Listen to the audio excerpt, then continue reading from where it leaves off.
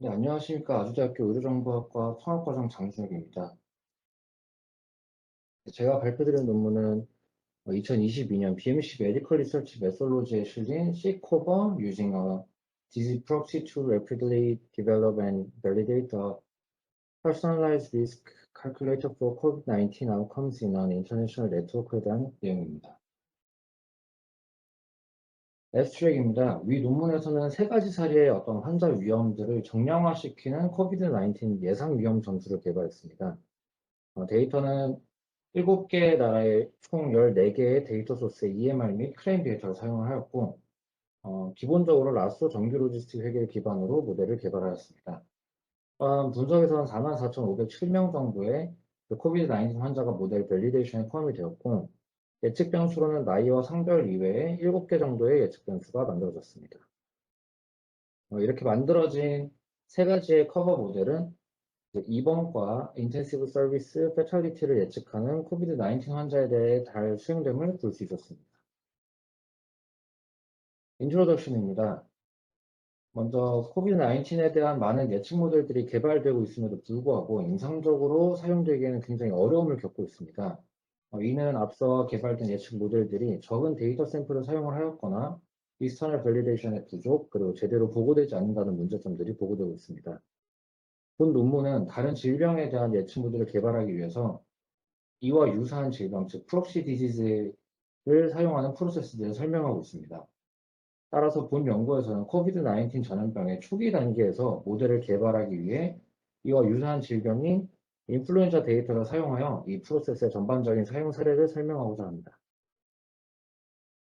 메서드입니다. 본 논문에서는 모델 개발을 위해서 후형적 코호트 연구를 사용을 하였고, 코비드-19 예상 위험 전술을 개발하기 위해서 아래 세 가지 케이스에 대한 위험들을 정량화하였습니다. 먼저 폐렴으로 인한 입원을 cover H로 설정을 하였고, 폐렴으로 인해서 인센티브 케어가 필요하거나 사망을 할 경우 cover I, 그리고 페탈리티일 경우 cover F로 세 가지 케이스로 나누고 있습니다. 데이터는 6개 국가의 observational healthcare 데이터베이스를 사용하였고, 본 논문에서 사용된 데이터는 모두 OMOP-CDM으로 매핑되었습니다. 연구에 들어간 이제 participant에 대한 정의로는 최소 365일 이전 사전 observation 타임이 있어야 하고, 나이는 18세 이상, 인덱스 데이트 이전 60일 동안 증상이 없는 경우를 추출하였습니다. 여기서 말씀드린 인덱스 데이트는 아래 세 가지 경우, 즉 외래와 응급실 그리고 일반 진료를 인플루엔자나 독감과 유사한 증상으로 방문한 경우를 적고 있습니다. 이를 통해 익스터널 밸리데이션을 할 경우 코비드-19에 대한 정의로는 코비드-19에 대한 진단 코드 또는 20년 1월 1일 이후 기록된 사스코브2 바이러스에 대한 양성 기록인 경우로 정의를 하고 있습니다.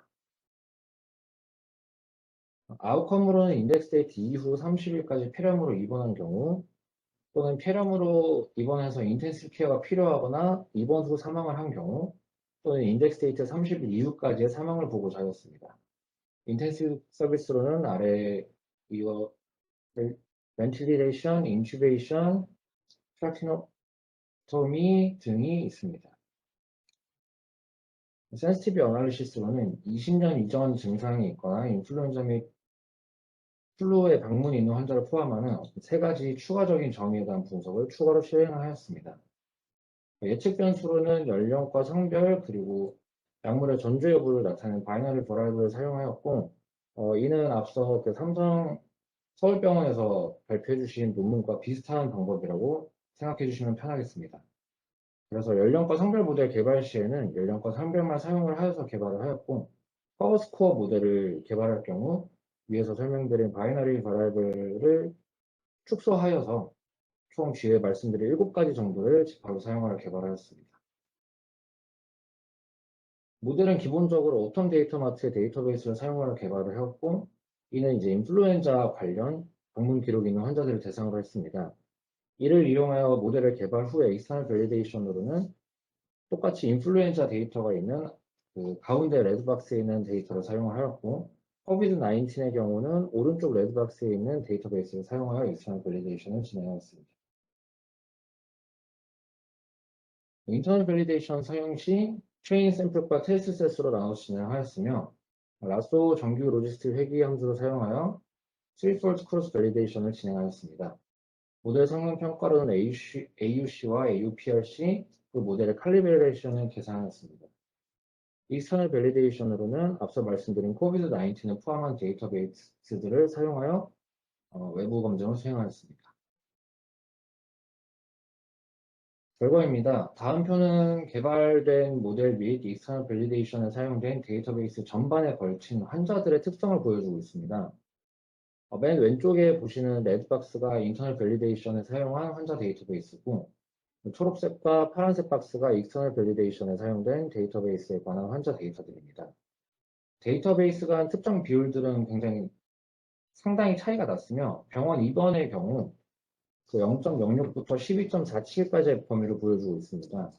또한 인텐시브 서비스의 경우 0.01부터 4.91까지의 데이터베이스 간 차이가 굉장히 많이 난다는 것을 보여주고 있습니다.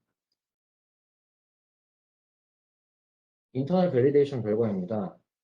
앞서 말씀드린 커버 H, 커버 I, 커버 F 뿐만 아니라 바이너리 버라이블을 사용한 모델, 그리고 age, sex만 사용한 모델에 대한 AUC 결과입니다. 앞서 말씀드린 데이터베이스 간 차이에도 불구하고 상당히 높은 AUC들을 보여주고 있습니다. 익스터널 밸리데이션 결과입니다.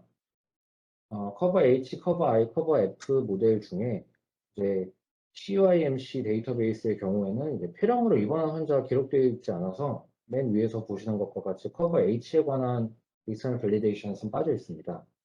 하지만 인터널 밸리데이션과 마찬가지로 약간씩의 차이는 있지만 합리적인 성능을 보여주고 있습니다.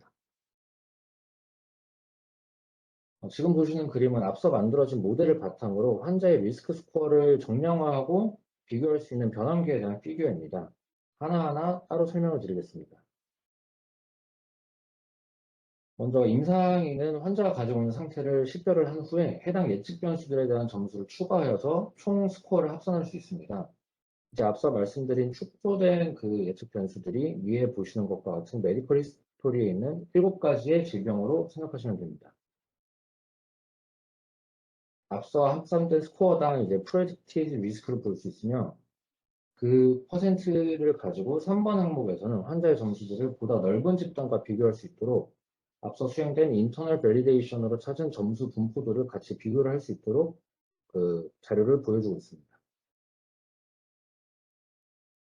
디스커션입니다. 본 논문에서는 코비드-19으로 인한 환자의 위험을 정량화하기 위해서 인플루엔자 환자의 대규모 데이터 세트를 사용해서 모델을 개발했습니다. 개발 데이터에서는 나이와 그 성별을 포함한 프레디터를 총 9가지를 사용하였고, 커버 점수는 컴플렉시티와 퍼포먼스에서 굉장히 합리적인 성능을 보여주고 있습니다. 결과적으로 다양한 국가의 데이터베이스에서 약간씩의 차이는 있었지만 AUC가 합리적인 성능을 보여주었으며, 연령과 성별 모델뿐만 아니라 프레디터들이 모두 성능에 중요한 기여를 하였다는 것을 볼 수 있습니다. 이러한 결과들은 대규모의 과거 인플루엔자 데이터에 대한 트레이닝이 코비드-19 환자를 위한 모델을 개발하는 데 있어서 효과적인 정량임을 보여줄 수 있고, 민감도 분석 결과 또한 특정 점에서 크게 벗어나지 않은 결과를 보여주고 있었습니다. 이러한 결과들은 연령과 성별뿐만 아니라 소수의 어떤 빈반 질환 선택을 기반으로 증상이 있는 환자의 위험을 정량화한다면 모델 성능이 향상됨을 보여줄 수 있습니다.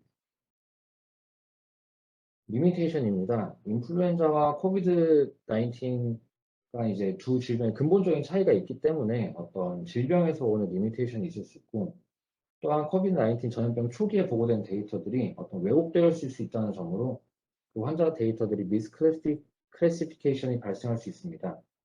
또한 클레임 데이터의 클리니컬 밸리디티에 대한 우려가 존재해서 환자를 포함을 할 때 클레임 데이터와 EHR 데이터 간 환자 일부 중복이 발생할 수 있다는 리미테이션이 있었습니다. 감사합니다.